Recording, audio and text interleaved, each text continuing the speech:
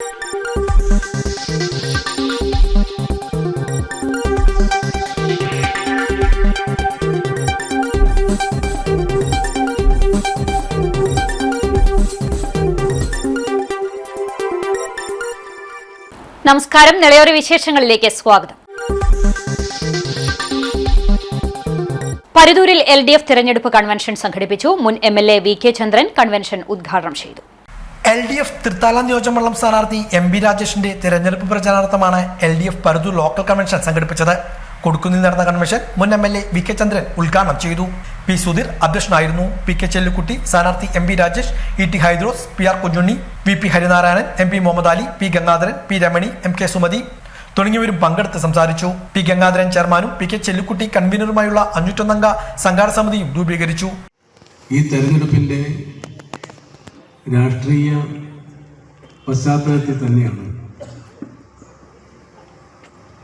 രാജ്യവും ലോകവും അഭിമുഖീകരിക്കുന്ന ഒട്ടനവധി ഗൗരവപ്പെട്ട പ്രശ്നങ്ങളും നമ്മൾ ചർച്ച ചെയ്തുകൊണ്ടിരിക്കുന്നത്.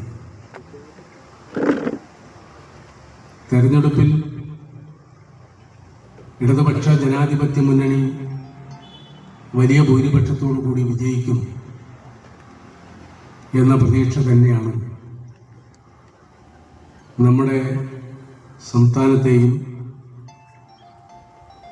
കേരളത്തെ സ്നേഹിക്കുന്ന മഹാഭൂരിപക്ഷം വരുന്ന ജനവിഭാഗത്തിൻ്റെയും താല്പര്യം.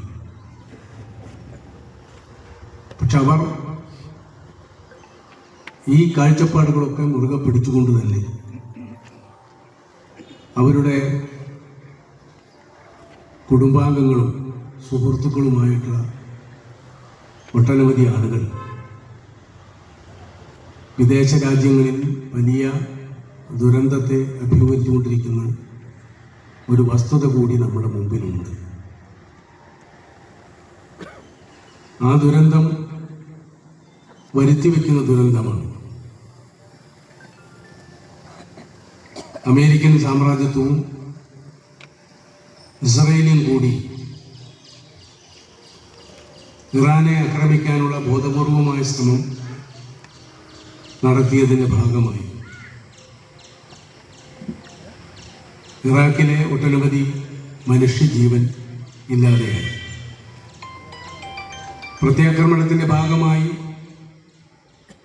മറ്റ് അമേരിക്കയ്ക്ക് എത്ര വലിയ ബാധ്യത വന്നു എന്ന് പറയാൻ വേണ്ടി കഴിയും. ഈ തെരഞ്ഞെടുപ്പിൽ പ്രകടമാകുന്നത് ഇടത് സർക്കാരിന്റെ പുറന്തള്ളാനുള്ള ജനവികാരമാണെന്ന് ഡോക്ടർ അബ്ദുസമദ് സമദാനി MP പറഞ്ഞു.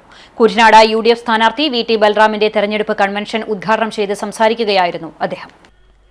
ജനങ്ങളുടെ ജീവിതത്തെ നിർണ്ണയിക്കുന്ന അടിസ്ഥാന വിഷയങ്ങൾ തൊഴിലില്ലായ്മ, വിലക്കയറ്റം, യുവജനങ്ങളുടെ ഭാവി എന്നിവയാണ്. ഇത് ചർച്ച ചെയ്യപ്പെടുന്നതിന് പകരം രാഷ്ട്രീയ വേദികളിൽ ഉയരുന്നത് അധിക്ഷേപങ്ങളുടെ ഭാഷയാണ്. ഇത് ജനാധിപത്യത്തിന്റെ ആത്മാവിനെ അവഹേളിക്കുന്നതിന് തുല്യമാണെന്നും അദ്ദേഹം പറഞ്ഞു. ഞാൻ ഉമ്മൻചാണ്ടി എന്ന് മറുപടി പറഞ്ഞ ഒരു മുഖ്യമന്ത്രിയെ കണ്ട നാടാണ് കേരളം. അതാണ് ഈ കേരളം. ആ രാഷ്ട്രീയമാണ് പ്രിയപ്പെട്ടവരെ. അന്ന് ഈ കോട്ടക്കൽ മണ്ഡലത്തിൽ കാടാമ്പുഴയിൽ പോലീസ് സ്റ്റേഷൻ ഉണ്ടായിരുന്നില്ല. മുഖ്യമന്ത്രിയോട് ആവശ്യപ്പെട്ട് അദ്ദേഹം പോലീസ് സ്റ്റേഷൻ അനുവദിച്ചു. കോട്ടക്കൽ ട്രഷറി അനുവദിച്ചു. എത്ര റോഡുകൾ.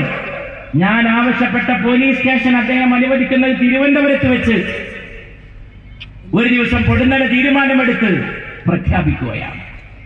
അന്നാണ് നല്ല സ്ഥാപനങ്ങൾ കേരളത്തിൽ ഉണ്ടായത്. UDF ചെയർമാൻ TK സുനിൽകുമാർ അധ്യക്ഷനായി. VT Balram, AAC secretary Ganesh Yadav, KPCC നിർവാഹക സമിതി അംഗം CV ബാലചന്ദ്രൻ, മുസ്ലിം ലീഗ് ജില്ലാ secretary PE Eslam, SMK Thangal, T Azeez, CH Shoukath Ali, PM Azeez, Musthafa Thangal, PV Muhammad Ali, TK Chekutty, PA വാഹിദ്, P ബാലൻ, OK ഫാറൂഖ്, K വിനോദ് തുടങ്ങിയവർ സംസാരിച്ചു. UDF 1001 അംഗ തെരഞ്ഞെടുപ്പ് കമ്മിറ്റിയും രൂപീകരിച്ചു. ഈ ശുഭമംഗളോദയത്തിന് എല്ലാ ആശംസകളും നേർന്നുകൊണ്ട് കുറഞ്ഞ സമയം കൂടി ഞാനിവിടെ ഇരിക്കുമായിരുന്നു. ഈ സദസ്സ് കണ്ടിരിക്കുന്നത് തന്നെ ഒരു സന്തോഷവും സുഹൃതവുമാണ് എന്റെ പ്രിയപ്പെട്ട സഹോദരങ്ങളുടെ മുമ്പിൽ.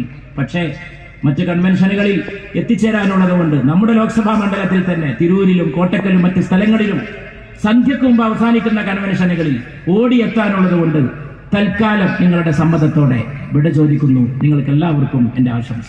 പട്ടാമ്പിയിൽ LDF സ്ഥാനാർത്ഥി മുഹമ്മദ് മോസിന്റെ തെരഞ്ഞെടുപ്പ് പ്രചരണം പുരോഗമിക്കുന്നു. ബുധനാഴ്ച രാവിലെ പട്ടാമ്പി നഗരസഭാ പ്രദേശങ്ങളിലായിരുന്നു പ്രചരണം നടത്തിയത്.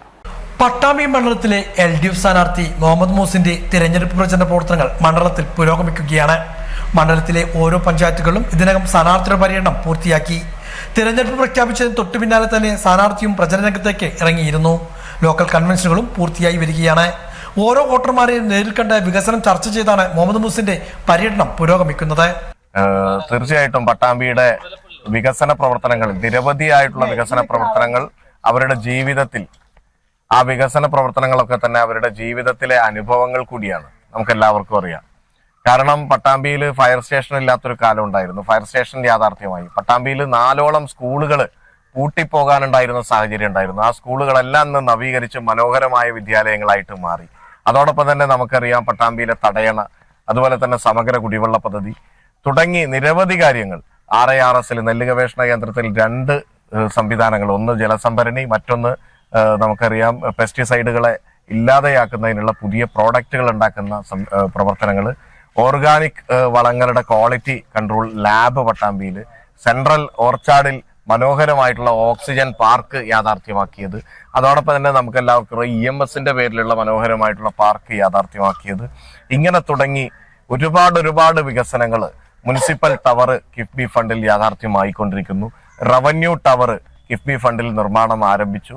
അതോടൊപ്പം തന്നെ ആരംഭിച്ചുകൊണ്ടിരിക്കുകയാണ്. അതോടൊപ്പം തന്നെ നമുക്കറിയാം നിലവിലുള്ള താലൂക്ക് ആശുപത്രിക്ക് ഈ റവന്യൂ ടവർ യാഥാർത്ഥ്യമാകുമ്പോൾ ഏറ്റവും വലിയ താലൂക്ക് ആശുപത്രിയായിട്ട് മാറാൻ പോവുകയാണ്. അതോടൊപ്പം തന്നെ നമുക്ക് ഡയാലിസിസ് സെന്റർ, ഇങ്ങനെ പറഞ്ഞു കഴിഞ്ഞാൽ തീരാത്തത്ര വികസനങ്ങൾ ഈ പ്രദേശങ്ങളിലൊക്കെ തന്നെ നമ്മൾ യാഥാർത്ഥ്യമാക്കിയിട്ടുണ്ട്. ബുധനാഴ്ച പട്ടാമ്പി നഗരസഭയിലെ വിവിധ പ്രദേശങ്ങളിലായിരുന്നു സ്ഥാനാർത്ഥിയുടെ പര്യടനം. വരും ദിവസങ്ങളിൽ മണ്ഡലത്തിലെ പ്രചരണത്തിന് മുഖ്യമന്ത്രി പിണറായി വിജയൻ ഉൾപ്പെടെയുള്ള നേതാക്കളും എത്തുന്നുണ്ട്. മണ്ഡലത്തിൽ നടപ്പാക്കിയ വികസന പ്രവർത്തനങ്ങളുടെ ആത്മവിശ്വാസത്തിൽ തന്നെയാണ് മുഹമ്മദ് മോസിന്റെ പ്രചരണം മുന്നോട്ട് പോകുന്നത്.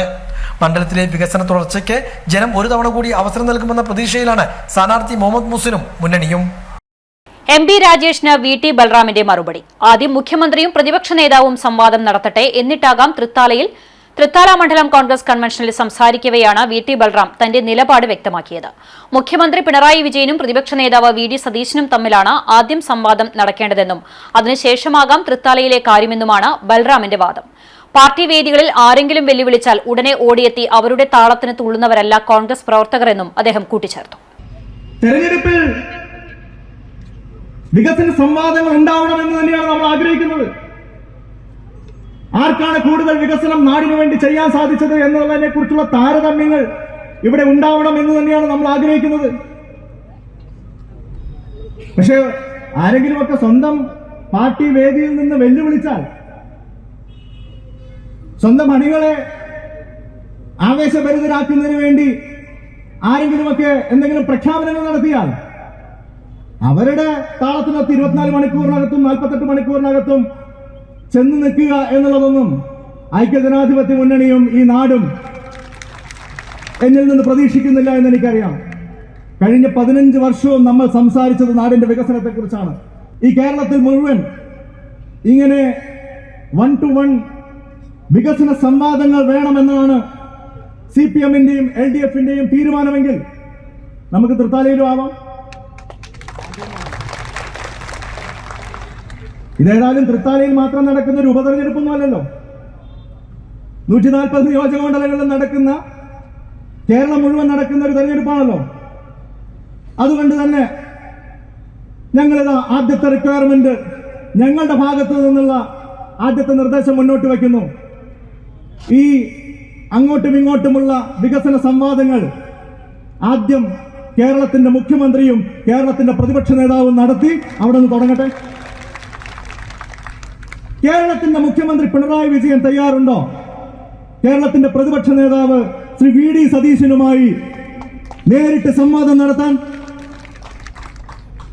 അദ്ദേഹത്തിന്റെ 10 വർഷം പ്രതിപക്ഷ നേതാവ് എന്ന നിലയിൽ ശ്രീ VD സതീശൻ കേരളത്തിലെ ജനങ്ങളുടെ ശബ്ദമായി മാറിയ കഴിഞ്ഞ 5 വർഷം, അതിനു മുമ്പ് ശ്രീ രമേശ് ചെന്നിത്തല പ്രതിപക്ഷ നേതാവായിരുന്ന 5 വർഷം, ഈ 10 വർഷത്തെ കേരളത്തിലെ ഓരോ മേഖലയെക്കുറിച്ചും 2011 മുതൽ പ്രകൃതി സംരക്ഷണ സംഘത്തിന്റെ നേതൃത്വത്തിൽ വിവിധ ഡിപ്പാർട്ട്മെന്റുകളുടെ സഹകരണത്തോടെ നടത്തിവരുന്ന സ്നേഹത്തണ്ണീർക്കുടം 2026 പദ്ധതിയുടെ ഭാഗമായി അഷ്ടാംഗം ആയുർവേദ ചികിത്സാലയം വിദ്യാപീഠത്തിൽ നടന്ന ചടങ്ങുകളുടെ ഉദ്ഘാടനം അഷ്ടാംഗം പ്രിൻസിപ്പാൾ ഡോക്ടർ അഷ്ടവൈദ്യർ ആലത്തിയൂർ നാരായണൻ നമ്പി നിർവഹിച്ചു. അഷ്ടാംഗം സെക്രട്ടറി ഉണ്ണി മങ്ങാട്ട ബ്രോഷർ പ്രകാശനം ചെയ്തു. പ്രകൃതി സംരക്ഷണ സംഘം സംസ്ഥാന അഡ്മിനിസ്ട്രേറ്റർ പ്രദീപ് ചെറുവാശ്ശേരി അധ്യക്ഷത വഹിച്ചു. പ്രകൃതി സംരക്ഷണ സംഘം സംസ്ഥാന കോർഡിനേറ്റർ എൻ ഷാജി തോമസ് പദ്ധതി വിശദീകരണം നടത്തി. ഡോക്ടർ ദേവി നാരായണൻ, കെ സന്തോഷ് എന്നിവർ സംസാരിച്ചു. വർഷങ്ങളായി പ്രകൃതി സംരക്ഷണ സംഘം സംസ്ഥാന വ്യാപകമായി നടത്തുന്ന പദ്ധതി ജനങ്ങൾ ഒന്നടങ്കം ഏറ്റെടുത്തത് അഭിനന്ദനാർഹമാണെന്നും സ്വഗൃഹങ്ങളിൽ പക്ഷികൾക്ക് ജലം ഒരുക്കി പദ്ധതിയിൽ പങ്കാളികളാകണമെന്നും ഉദ്ഘാടകൻ പറഞ്ഞു. വിളയൂർ കളരി ഭഗവതി ക്ഷേത്രത്തിലെ ഉത്സവത്തിന് തുടക്കമായി. ഭക്തിനിർഭരമായ ചടങ്ങിലായിരുന്നു ഉത്സവ കൂറയിടൽ നടന്നത്. വിളയൂർ കളരിബോധു ക്ഷേത്രത്തിലെ ഉത്സവാഘോഷങ്ങൾക്ക് തുടക്കമായി. രാവിലെ ക്ഷേത്രത്തിൽ വിശേഷാൽ പൂജകളോടെ ചടങ്ങുകൾ ആരംഭിച്ചു. തുടർന്ന് ഉത്സവത്തിന് കൂറയിടൽ ചടങ്ങും നടന്നു.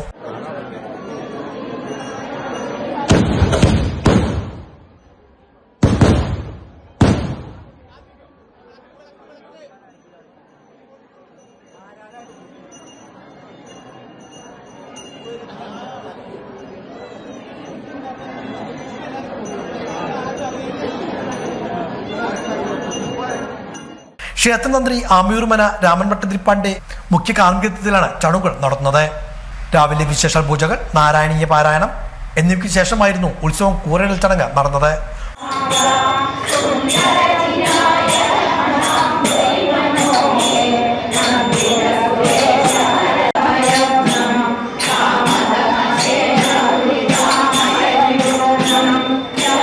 ഉച്ചപ്പാട്ടും നടന്നു. ക്ഷേത്രം ട്രസ്റ്റി ചെയർമാൻ നാരായണദാസ്, ട്രസ്റ്റി അംഗം മണികണ്ഠദേവൻ, ആഘോഷ committee president C Sasikumar, secretary P V Haridas, treasurer Ramachandran തുടങ്ങിയവരും ചടങ്ങിൽ സന്നിഹിതരായിരുന്നു. ഉത്സവാഘോഷങ്ങളുടെ ഭാഗമായി ക്ഷേത്രത്തിൽ വിവിധ കലാപരിപാടികളും നടക്കുന്നുണ്ട്. വ്യാഴാഴ്ച രാത്രി 8:30 കഥകളി അരങ്ങേറും. ദക്ഷയാഗമാണ് കഥ. തുടർന്നുള്ള ദിവസങ്ങളിൽ തിരുവാതിരക്കളി, നൃത്ത പരിപാടികൾ, ഐശ്വര്യദീപ സമർപ്പണം, ഓട്ടംതുള്ളൽ, മറ്റു കലാപരിപാടികളും ഒരുക്കിയിട്ടുണ്ട്.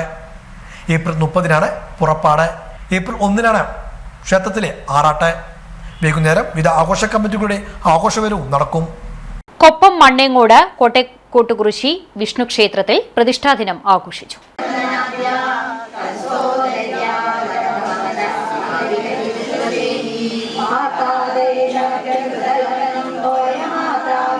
കൊപ്പം മണ്ണേങ്കോട് കൊട്ടക്കോട്ടുകുറിശി വിഷ്ണു ക്ഷേത്രത്തിൽ പ്രതിഷ്ഠാദിന മഹോത്സവം വിപുലമായ പരിപാടികളോടെ ആഘോഷിച്ചു. രാവിലെ വിശേഷാൽ പൂജകൾ, പ്രസാദൂട്ട്, ഉദയാസ്തമന പൂജ എന്നിവയും പ്രതിഷ്ഠാദിന മഹോത്സവത്തിന്റെ ഭാഗമായി നടന്നു. പ്രസാദൂട്ടിൽ നിരവധി പേർ പങ്കെടുത്തു. മുഹമ്മദ് മോസിൻ MLAയും പ്രചരണവുമായി ക്ഷേത്രത്തിലെത്തിയിരുന്നു. കലാപരിപാടികളും ഉണ്ടായി.